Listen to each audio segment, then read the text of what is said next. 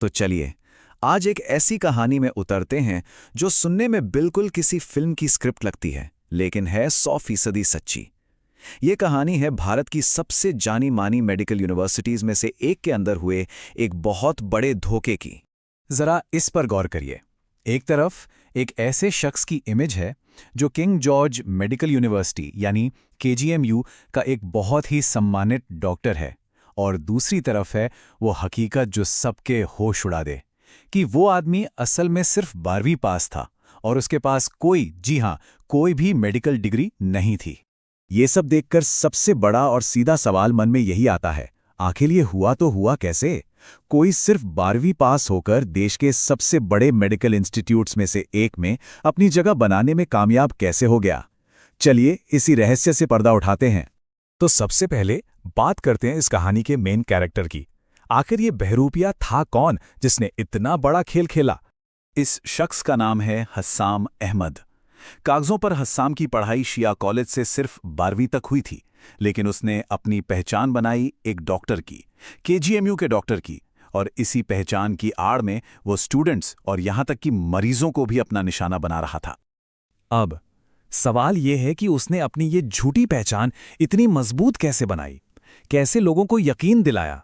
चलिए उसके बुने हुए इस शातिर जाल को एक एक करके खोलते हैं। देखिए हस्साम का तरीका कितना सोचा समझा था। उसका पहला कदम अथॉरिटी का दिखावा करना। उसने क्या किया, केजीएमयू के जो डीन हैं उनकी फोटो को अपनी व्हाट्सएप डीपी बना लिया। अब जाहिर है स्टूडेंट्स तो फौरन भरोसा कर लेंगे। फिर उसने एक नकली संस्था बनाई, कार्डियो सेवा फाउंडेशन। ये सिर्फ एक नाम नहीं था, ये उसका पूरा ऑपरेशन था। इसी संस्था के नाम पर वो स्टूडेंट्स को और रिपोर्ट्स के मुताबिक खासकर हिंदू छात्राओं को बड़े बड़े सपने दिखाता था, अवार्ड्स, ट्रेनिंग और न जाने क्या क्या। और इन सब पर यकीन दिलाने के लिए उसने फर्जी लेटर हेड और जाली साइन तक का इस्तेमाल किया। मतलब पूरा का पूरा सिस्टम ही नकली था। और उसका वादा भी कोई छोटा मोटा नहीं था। उसने स्टूडेंट्स से कहा था कि उन्हें दिल्ली एम्स में एक बहुत बड़ी कॉन्फ्रेंस में ले जाया जाएगा, और मजे की बात यह कि उसके बाद उन्हें ट्रेनिंग के लिए सीधा अमेरिका भेजा जाएगा। ये एक ऐसा सपना था जिसे कोई भी मेडिकल स्टूडेंट किसी भी कीमत पे पूरा करना चाहेगा। लेकिन कहते हैं ना, हर झूठ की एक उम्र होती है, और हस्साम का ये झूठ अब अपनी आखिरी सांसें ले रहा था। असलियत तो ये थी कि दिल्ली के एम्स में ऐसी कोई कॉन्फ्रेंस हो ही नहीं रही थी। ये तो बस हवा में बनाया गया एक महल था जो अब गिरने ही वाला था। तो जब धोखा इतना पक्का लग रहा था तो ये सब खुला कैसे? इसका क्रेडिट जाता है केजीएमयू के डीन को, जिन्होंने बहुत ही चालाकी से एक जाल बिछाया। ये खुद डीन डॉक्टर के सिंह के शब्द हैं। उन्हें करीब एक हफ्ते पहले ही इस बात की भनक लग गई थी कि यूनिवर्सिटी के नाम का गलत इस्तेमाल हो रहा है। उन्हें यह खबर मिली थी कि कोई नकली स्टैंप और लेटरहेड इस्तेमाल करके स्टूडेंट्स पर एक संस्था से जुड़ने के लिए प्रेशर बना रहा है।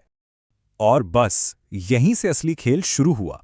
यूनिवर्सिटी ने फौरन एक जांच कमेटी बना दी। पहला काम, हस्साम की फाउंडेशन से जुड़े स्टूडेंट्स पर नजर रखना। लेकिन डीन साहब यहीं नहीं रुके। वो तो खुद एक चीफ गेस्ट बनकर हस्साम के कैंप में पहुंच गए ताकि सबूत जुटा सकें। और आखिरकार स्टूडेंट्स की ही मदद से हस्साम को कैंपस में बुलाया गया और रंगे हाथों पकड़ लिया गया। पकड़े जाने के बाद धीरे धीरे इस पूरे ऑपरेशन की परतें खुलने लगीं और इसके पीछे का असली मकसद भी सामने आने लगा।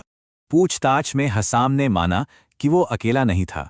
उसकी फाउंडेशन में कुल 8 लोग शामिल थे। तो सवाल यह है कि आखिर ये सब क्यों हो रहा था? इसका मकसद क्या था? हस्साम ने खुद कबूल किया कि उसका इरादा इस फाउंडेशन के जरिए सिर्फ पैसा कमाना था। उसने बताया कि पिछले 1 साल में उन्होंने काफी तरक्की की थी और उनका अगला प्लान इन पैसों से एक अस्पताल खोलने का था। तो ये बहरूपिया तो गिरफ्तार हो गया, लेकिन अब कहानी का फोकस ऑफिशियल जांच और सामने आ रही अलग अलग बातों पर चला गया है। और यहीं कहानी में एक बहुत ही दिलचस्प मोड़ आता है।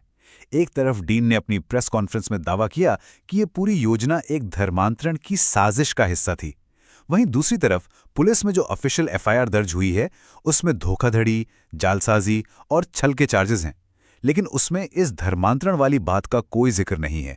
ये 2 अलग अलग बयान मामले को और भी ज्यादा पेचीदा बना देते हैं। ये पूरी घटना हमें एक बहुत बड़े सवाल के सामने लाकर खड़ा कर देती है कि जब देश के इतने बड़े और भरोसेमंद संस्थान में कोई इतनी आसानी से सेंध लगा सकता है, तो आखिर इसकी सुरक्षा की, इसके विश्वास को बनाए रखने की जिम्मेदारी किसकी है?